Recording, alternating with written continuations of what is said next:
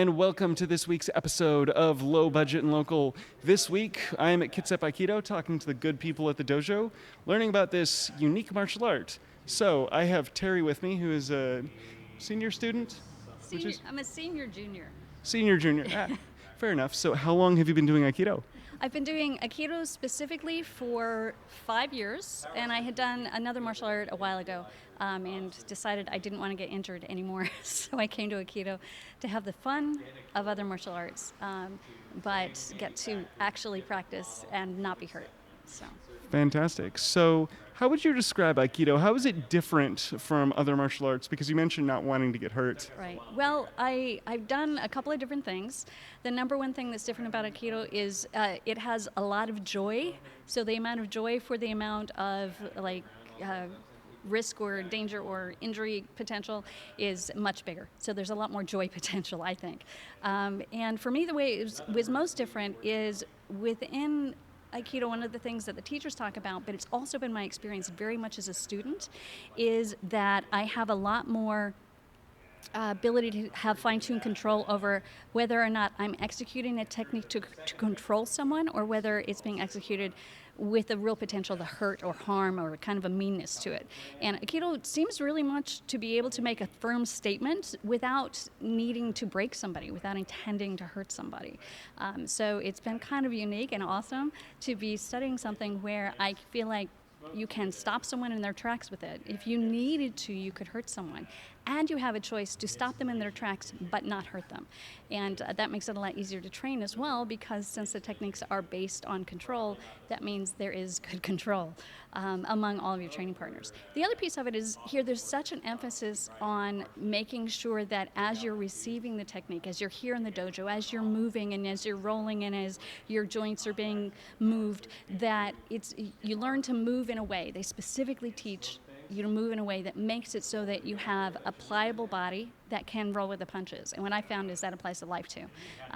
There's enough parallels and metaphors in it that as you learn to roll with the punches here, out in the world, it seems to be like, oh yeah, that's light, right. You can roll with the punches and everything will pretty much turn out okay. So a lot of parallels for me. Absolutely. So, because you brought up rolling, how important would you say proper rolling is in falling and receiving? I think most of life you tend to be responding to falling down and tripping and falling over. So my experience as martial arts is very much the same way. Within Aikido, I would say to be a practitioner, you probably need to have, I think it's more than half of it. I would say that physically rolling like in circles is maybe 30 or 40%, but in terms of receiving waza, receiving techniques, finding ways to come down gracefully, that's more like 60, 70%, and the rest of it's probably figuring out how to set up the situation that the other guy would fall down. So, and I say that and I don't want it to sound like you spend a lot of time on the ground, you spend a lot of time rolling, you spend a lot of time impacting the ground, because it doesn't feel like that when you're in practice. I think when you see it, it seems that way, but that's the sort of joy piece in that you're in the process of motion. So it doesn't feel like you spend a lot of time hitting the ground. It doesn't feel like you spend a lot of time rolling because it's just movement. And so it doesn't feel like you're colliding with something. And other arts I was in, especially the relationship to the ground was you get smashed on the ground, you collide with the ground, you get pounded with the ground. And while that's a potential here, it's just not how I experience class every day. I don't experience class like I got beat up every day. So I like it better. I think it's a lot more fun.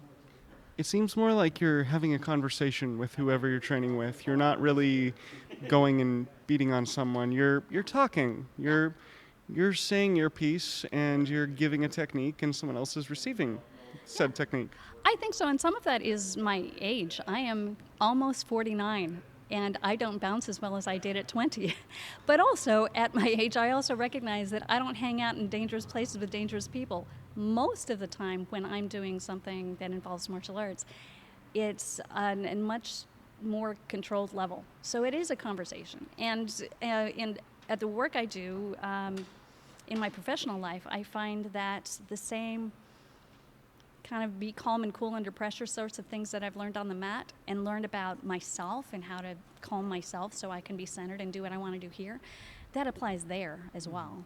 So it becomes a conversation that I actually have with somebody who's agitated, that I actually have with somebody who's potentially dangerous or a problem, or trying to have a problem with me. And so, but that experience of having a conversation in terms of technique on the mat translates really well out in the world. And because I'm used to that experience of conversation, then I experience the world less as one thread after another after another. I experience more as a series of events that are going to happen, and they're okay. Because just like the rest of life happens, and just like you roll and you stand back up and go on to the next thing. So it feels a lot more natural, like it's coaching for life, you know. And also it's coaching for if somebody takes a swing at you, you have something to do too. So Of course. because sometimes life can be a little rough. So. Absolutely. So do you have any closing thoughts or final wisdom? Well, I have one that seems counterintuitive based on the conversation we just had, which is that a lot of people will look at martial arts that are very obviously hard styles where people are punching and kicking and hitting. And they won't necessarily see that in Aikido. What I see is we apply those same punches and kicks and so on, but instead of simply doing that hard single contact, it's then using that for a purpose other than just breaking somebody's jaw. It's more effective if I can shock you with my little tiny hands that I don't want to break, and then find a part two to that, where I'm not simply breaking your jaw and running away, or breaking your jaw and breaking my hand at the same time. So I think Aikido is actually a harder art than it seems. It's just that it's hard and has a part two. And the part two makes it so it looks much softer than I think it sometimes is. It's just that when you practice it, it feels soft. I think if you were receiving it in a self-defense situation, it wouldn't seem very soft.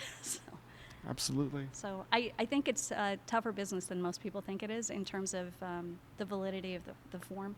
And with the rise of martial arts as sport, I don't know that it's always obvious. Some of the more classical traditions like this one is, how valid they are, because it looks pretty and it's deceiving.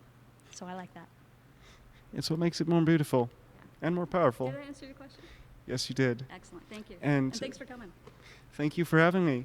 And thank you for tuning in to this week's episode of Low Budget and Local. As always, hit like and subscribe, and come back next week for more.